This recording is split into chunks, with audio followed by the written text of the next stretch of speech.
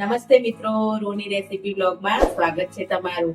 આજે આપણી રેસીપીમાં આપણે બનાવીશું ઉનાળામાં બનાવી શકાય, આપણે સાબુદાણાની ફરાળીમાં ખાઈ શકાય એવી ચકરી બનાવીશું। એકદમ સિમ્પલ પ્રોસેસ છે આની। તો આપણે ચલો સાબુદાણાની ચકરી બનાવીએ। સાબુદાણા અને બટાકાના જોડે બંને મિક્સમાં બનાવીએ। સાબુદાણા લીધા છે 500 ગ્રામ છે આપણે સાબુદાણા। આપણી સાબુદાણાની ચકરી બનાવવા માટે એને આપણે એક રાત માટે પલાળી લેશું। તો આપણે આ 2 ગ્લાસ જેટલું પાણી રેડી આ રીતે આટલા જ સાબુદાણાને પલાળવાના છે।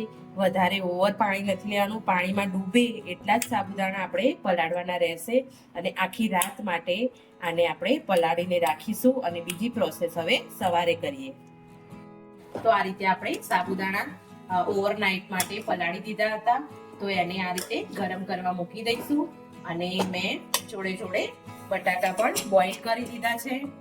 જો આ રીતે મેં 500 ગ્રામ જેટલા બટાકા હશે અને 500 ગ્રામ જેટલા આપણા સાબુદાણા છે।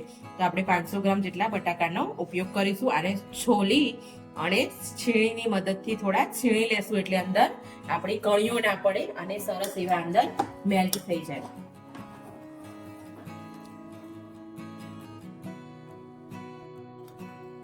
તો આપણે બટાકાને આ રીતે કોઈ બી છીણી હોય એની મદદથી આ રીતે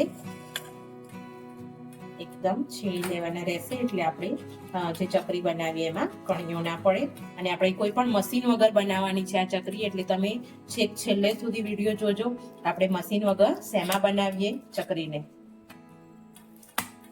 આપણે મસ્ત એવા છીણી લીધા છે અને એને એડ કરી દઈશું। આપણે એમાં આપણે થોડુંક એવું મીઠું નાખીશું સ્વાદ પ્રમાણે। અને મેં અહીંયા આપણે મરચાં અને જીરું બંને ક્રશ કરી લીધા છે થોડા।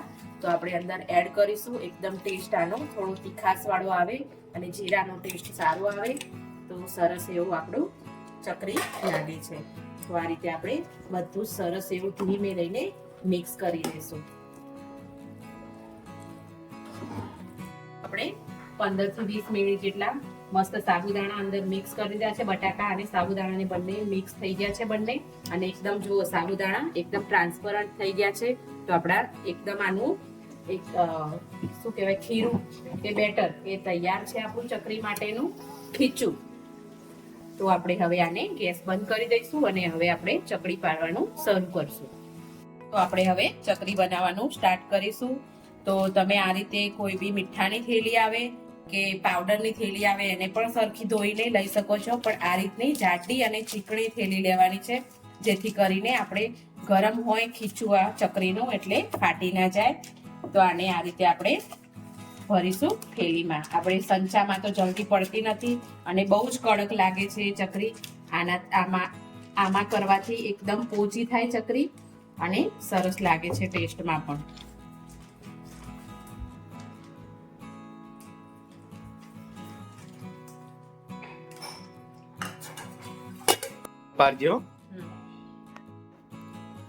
તો આ રીતે આપણે રાઉન્ડ શેપમાં મસ્ત એવી ચકરી પાડી લેવાની રહેશે। બધી ચકરીને આ રીતે નાની નાની એકદમ મસ્ત, આનાથી એકદમ ઇઝીલી પણ પડી જશે અને આ ચકરી ખાવામાં પણ ટેસ્ટી લાગશે।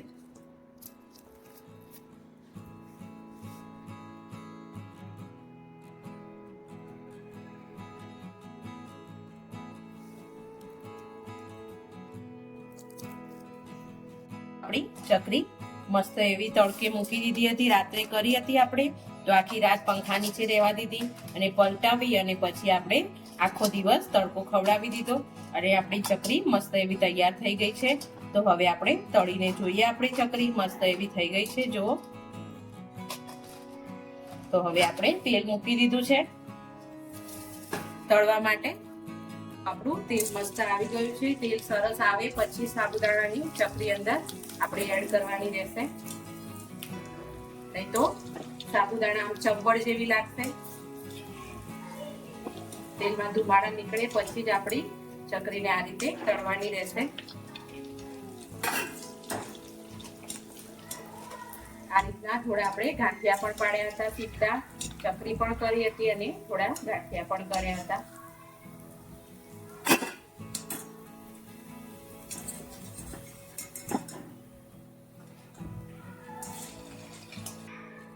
આપણી ચકરી તરી, એમાં શિવાને એનું નામ બનાવ્યું હતું ચકરીથી. જુઓ એકદમ મસ્ત નામ બનાવ્યું હતું એને.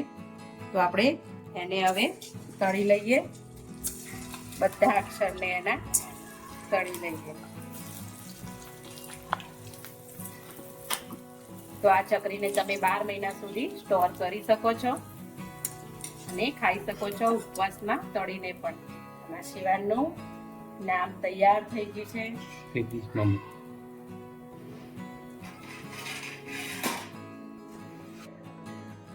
તો આપણી મસ્ત એવી ચકરી સાબુદાણા અને બટાકાની તૈયાર છે. તો તમે પણ તમારા ઘરે જરૂરથી બનાવજો અને સરસ બને છે. ઘરે એકદમ બાર જેવી ચકરી બનીને તૈયાર થાય છે અને 12 મહિના સુધી આને સ્ટોર પણ કરી શકાય છે.